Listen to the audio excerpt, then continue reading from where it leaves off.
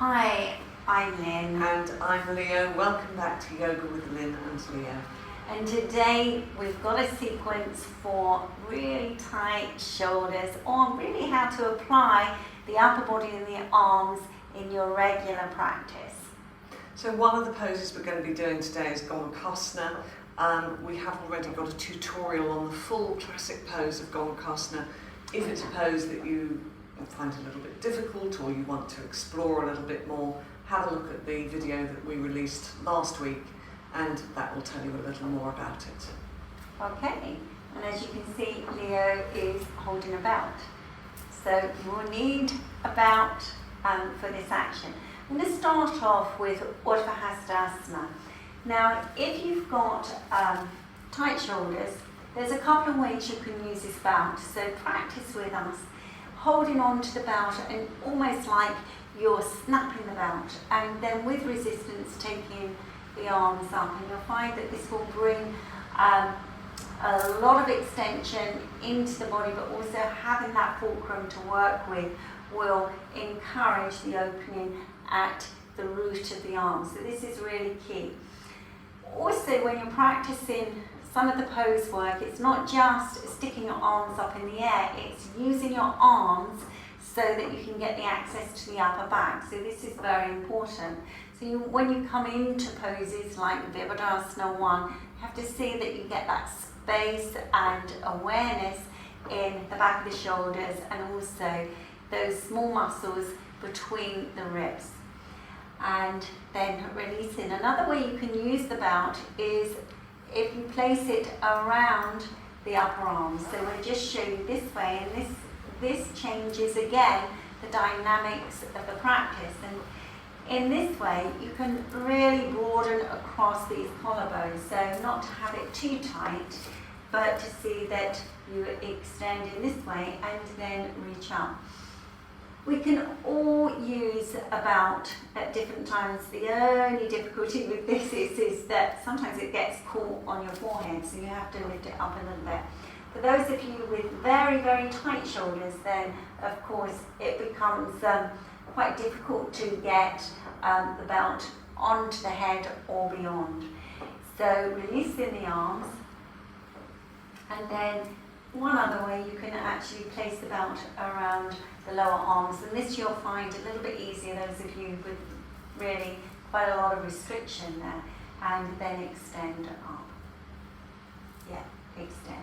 So all the while you're trying to keep the broadness in the upper back, in the chest area, by using the belt as a fulcrum. It's a really good way to teach the arms how to create that access in the upper back. So quite a key action.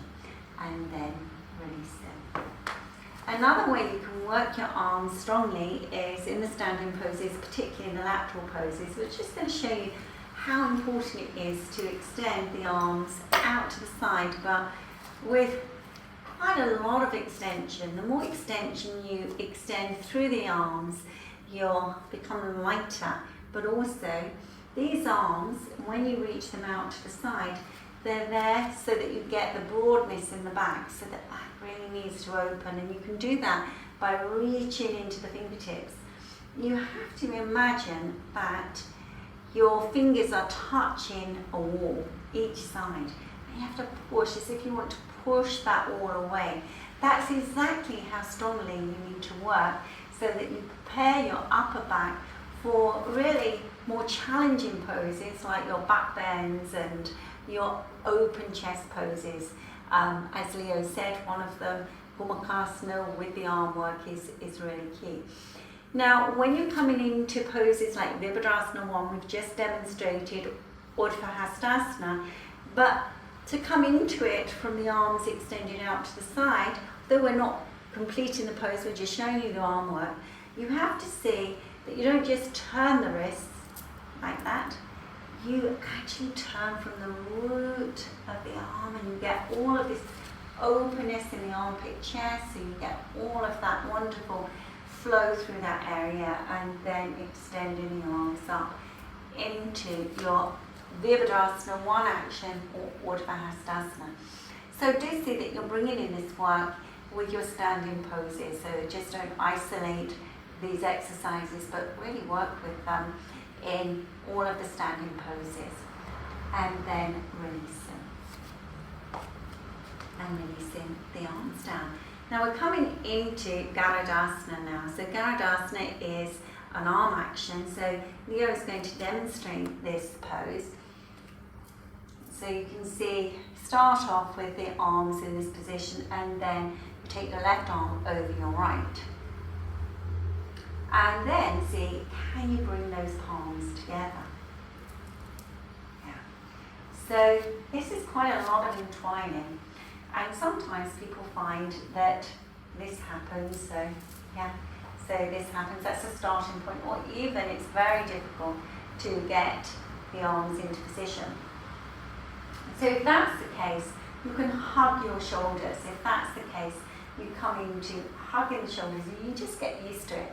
But also by practicing those approaches to your standing poses will help massively with your upper back.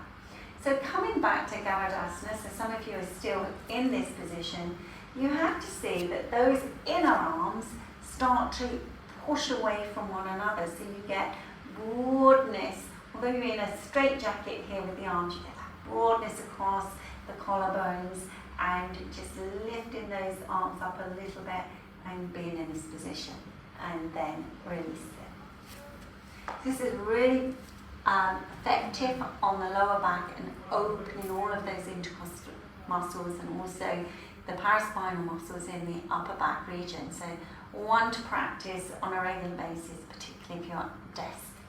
Okay, and then coming to the other side. And then extend and reach. So if you're able to reach your palms together, you can see Leah can come into this pose. But whatever stage you're at, still work at it and work at it regularly, because it's not always an arm problem, a shoulder problem. Sometimes the upper back may be very, very tight. That tightness won't go away until you start to move the compression away a little bit. So again, when you're in this position, see if you can move those inner arms away from one another so you get that breadth and broadness. Lift your chest, soften your breath, soft inhale, soft exhale. And remember, you can do this at a desk. You can sit in your chair and come into this position. It gives those shoulders a really good rinse and then rinsing. So we're coming for Gomukhasana. So many of our students really struggle with this action.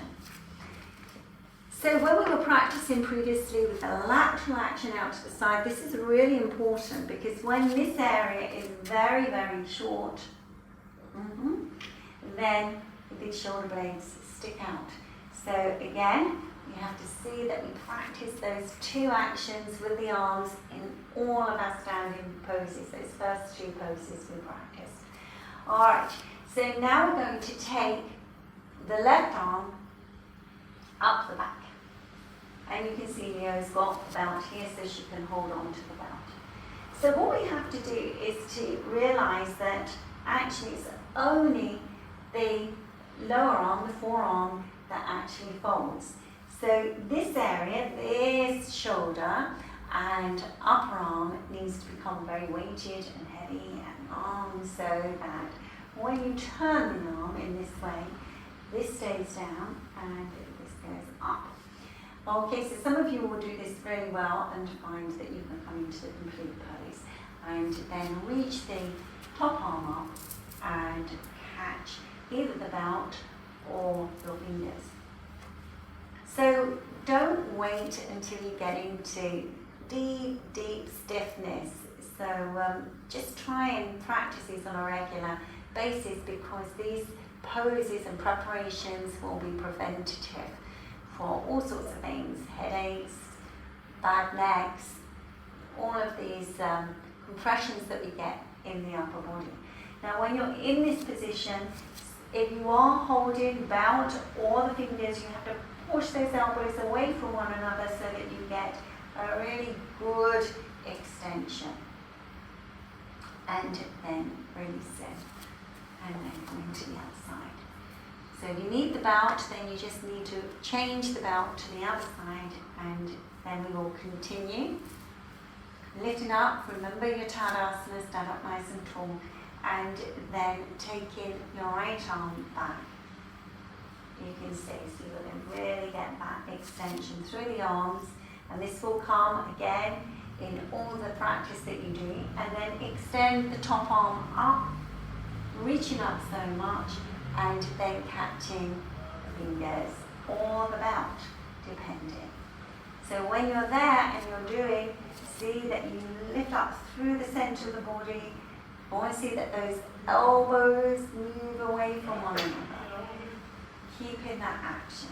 Keeping the chest lifted and then releasing.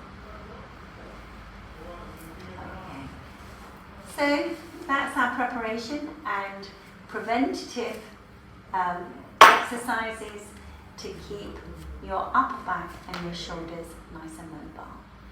So we hope you've enjoyed doing that sequence. Many of our students come to us with stiff shoulders, stiff upper backs. So it's very useful, particularly as Lynn said earlier, if you do a desk job or you work a lot on the computer. It's also very useful for stress. And we did mention last week that we now have our new ebook out. So if you haven't checked that out, there will be a link to that in the description below. So that's Yoga for the Stressed Body, which is an ebook available on Amazon. Thank you for joining us today, and we look forward to seeing you again next time. Namaste.